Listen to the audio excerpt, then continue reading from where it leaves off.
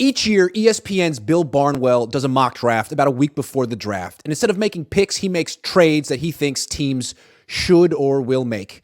And it goes without saying that most or all of these trades won't happen, but they're interesting and they're probably rooted in some sort of intel information. And for the 49ers, he has them trading with the Minnesota Vikings. This probably comes from the fact that these two teams were reported to have discussed potential trades at the combine, maybe the Niners getting Kirk Cousins, maybe the Vikings getting Trey Lance. And in this mock trade from Bill Barnwell, he has the 49ers sending Trey Lance 3 third-round picks, 99, 101, and 102, and a 6th-rounder this year, number 216, to the Minnesota Vikings for their first-round pick, pick 23, and Nick Mullens.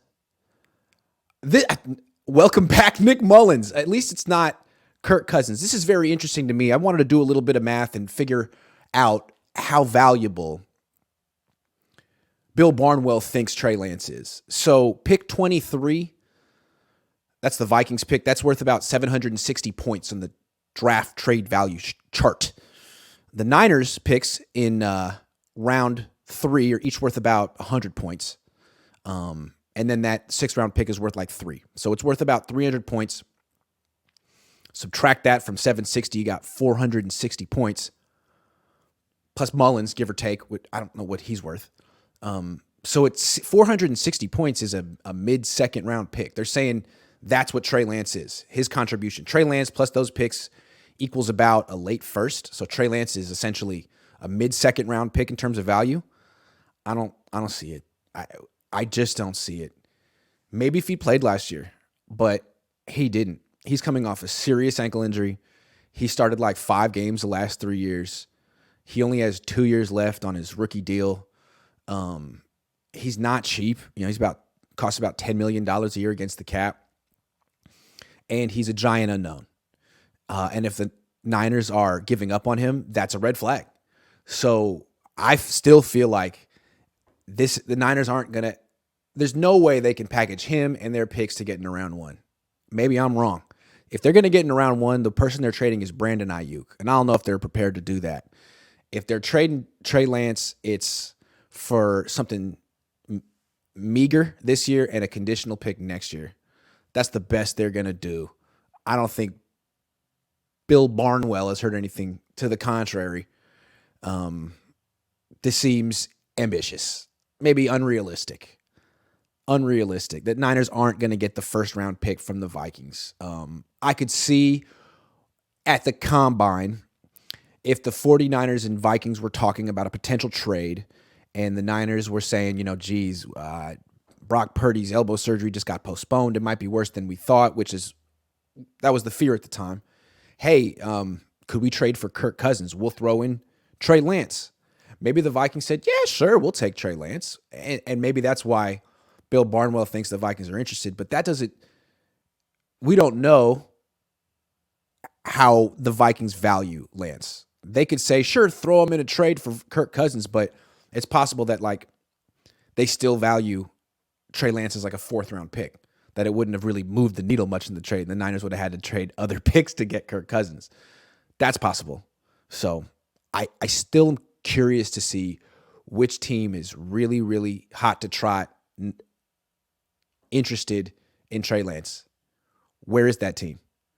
Is it the Houston Texans because they have DeMeco Ryans and Bobby Slowick? Well, maybe because they know Trey Lance, but if the Niners are down on Trey Lance, then wouldn't DeMeco and Bobby Slowick be down on him too? I mean, they were at those practices. They saw what we didn't see.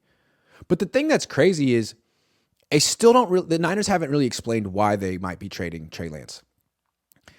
Are they down on him? Did they change their opinion of him? Because that's the implication, right? You liked him so much that you traded up for him.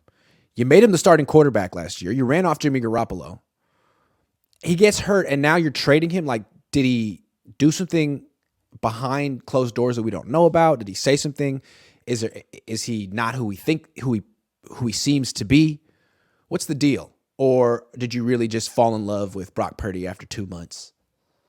It doesn't make any sense. There's no explanation there. And I think teams are wondering, what do we not get here? If we trade for Trey Lance, are we getting a guy who Is he a partier? Is he this? Is he that? Like, what do we not get? How did the Niners possibly change their opinion so quickly? I have no idea. I'm not saying he's a partier. I just feel like all these questions come up because the Niners have offered no explanation. All Kyle Shanahan has said is that Trey Lance would have had a great year last year. So now you can't, that's the thing. Kyle Shanahan saying that Trey would have had a great year last year if he had been healthy really puts the Niners in a tough position because now they can't turn around and trade him for a 4th round pick. How do you say that and then do that? Let's say John Lynch is the one who wants to trade Trey Lance and figures Brock's the guy. Let's just get whatever we can get from Trey now and move on. Well, maybe Kyle disagrees. Maybe Kyle is the one who wanted to trade in the first place and feels like, Brock Purdy's a good quarterback, but kind of like a Nick Foles-esque quarterback. Well, Kyle Shanahan can say, look, Trey Lance would have had a great year too if he had stayed healthy, like Brock. Well, that puts the Niners in a tough position because now whatever trade offers John Lynch is fielding have to be really, really, really good for Kyle Shanahan to give it the green light. I can see Kyle being open-minded, but I don't know. I don't know. It just feels like the situation the Eagles had a few years ago where Nick Foles went to the Super Bowl, won the Super Bowl, got hot, played well.